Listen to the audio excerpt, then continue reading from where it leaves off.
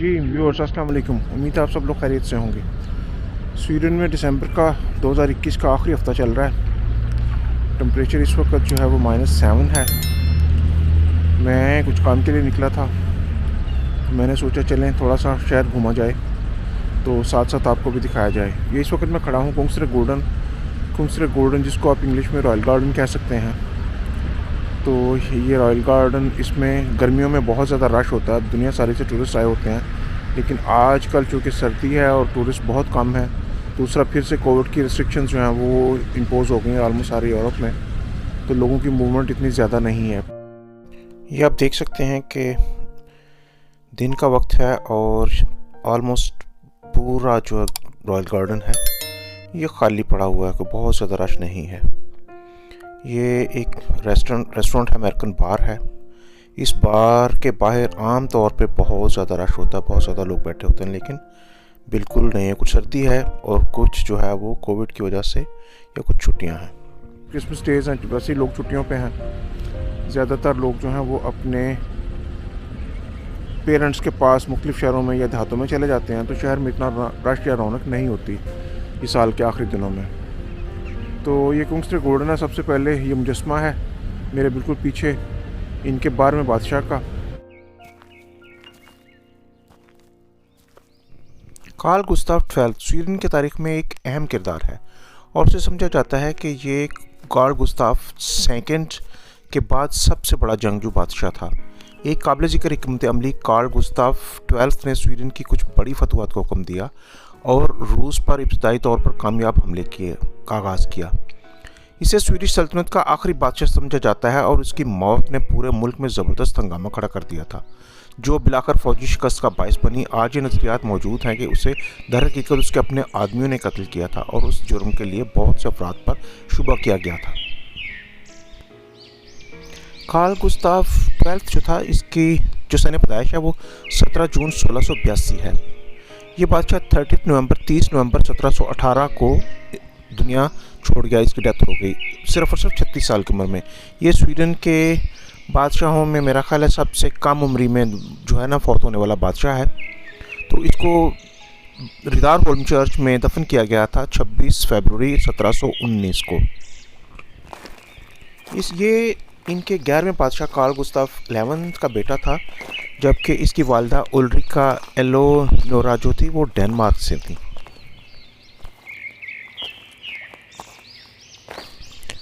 ये सर्दियों के मौसम में आप देख सकते हैं, ये सामने बर्फ़ के ऊपर परिंदे जो हैं वो किस तरह घूम रहे हैं। तो सर्दियों के मौसम में चूँकि आम तौर पे इन परिंदों को दाना दूंगा नहीं मिलता, तो लोग अपने घरों से कुछ जो है वो बिस्किट्स या रोटियों के टुकड़े या कुछ ऐसा चीज़ें ले आते हैं जो इन परिंदों को डालते हैं, जिसकी वजह से परिंदे आपके इर्द गिर्द इकट्ठा होना शुरू हो जाते हैं। डार्क वीडियो के लिए मैं माजरत खा हूँ और इसकी वजह सिर्फ और सिर्फ जो है वो दिन को भी रोशनी ना होना है स्कैंडिनेविया में सर्दियों में। गर्मियों में तो ये टूरिस्ट का एक ज़बरदस्त किस्म का मीटिंग प्लेस है। तो सर्दियों में सिर्फ और सिर्फ यहाँ स्केटिंग होती है, तो स्केटिंग में आपको दिखाता हूँ।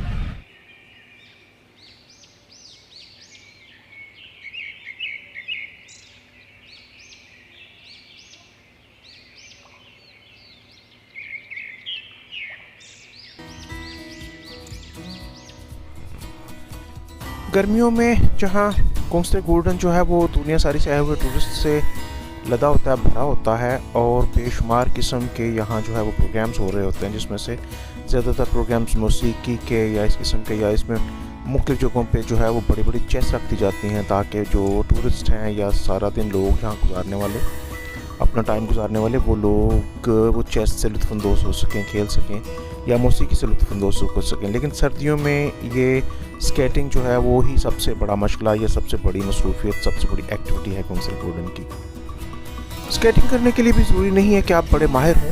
अगर आपको आती है तो अच्छा है, अगर नहीं आती तो भी आप यहाँ से जो है वो किट भाड़े पे लेके, किराए पे लेके कुछ टाइम के लिए, तो आप ये शूज़ लेके तो किस्मत आजमाई कर सकते हैं, या कम से कम सीख ज़रूर सकते हैं।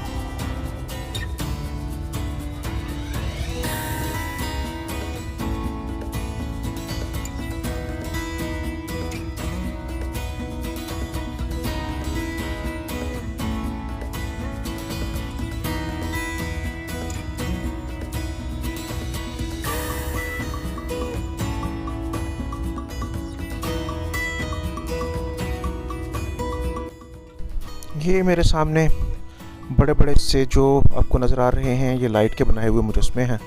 इसमें एलईडी लाइट्स लगा के ये रेंडियर्स के मुजस्मे हैं, मेल और फीमेल के। ये जो शाम होगी तो ये चमकेंगे और इस बाग की इस जो पार्क है इसकी खूबसूरती में इजाफा करेंगे। सर्दियों में चूँकि स्कैंडिनेविया में जो है वो दिन का दौरानिया बहुत छोटा होता है, तो इसलिए मैं माजरत खा हूँ कि रोशनी ना होने की वजह से वीडियो क्वालिटी बहुत ज़्यादा अच्छी नहीं है, चूँकि रोशनी बिल्कुल नहीं है। तो अगर आपको इसमें किसी किस्म की कोई चीज़ बुरी लगे तो उसके लिए मैं माजरत खा हूँ। अगर मेरे पीछे आप देख सकें तो ये पीछे बिल्कुल मेरे बैक साइड पे अगर आपको नज़र आ रहा है तो वो रॉयल पैलेस है। तो ये रॉयल पैलेस के बिल्कुल सामने होने की वजह से इसको रॉयल गार्डन कहा जाता है, कुंग्सट्रेगोर्डन। कुंग स्वीडिश में बादशाह को कहते हैं, त्रे दरख्तों को कहते हैं, तो गोल्डन यानी कि बाग। तो ये रॉयल गार्डन है जो रॉयल पैलेस के बिल्कुल सामने है। हम पहुंच गए हैं जी बिल्कुल पार्क के सेंटर में। इस जगह को मोलिन्स फाउंटेन कहते हैं। ये फुवारा है, गर्मियों में इस फुवारे से आपको टपकता हुआ पानी जो है वो महसूस करता है, बड़ी खूबसूरती में इजाफा करता है पार्क की। तो इसके साथ एक कैफेटेरिया है और साथ एक स्टेज है जिस पे गर्मियों में open air drama, music festivals या इस किस्म की तकरीबात होती हैं। ये स्टॉकहोम में शायद सबसे मशहूर जो है, सबसे मारूफ जो मीटिंग प्लेस है जोड़ों का या लोगों का, वो ये है।